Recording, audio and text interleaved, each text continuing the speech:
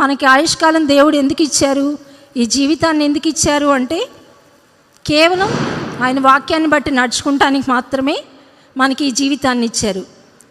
కాబట్టి ఈ ఆయుష్కాలాన్ని నేను నా ఇష్టం వచ్చినట్టు నేను గడపను ప్రభువా, నా ఇష్టం వచ్చినట్టు నేను ఈ లోకంలో నేను ఎంజాయ్ చేయటానికి కాదు.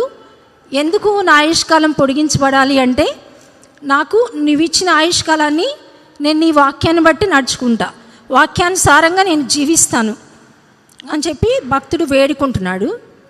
18వ వచనం, నేను నీ ధర్మశాస్త్రం నందు ఆశ్చర్యకరమైన సంగతులు చూచినట్లు నా కన్నులు తెరువుము. ఎంత మంచి ప్రార్థన అండి ఇది.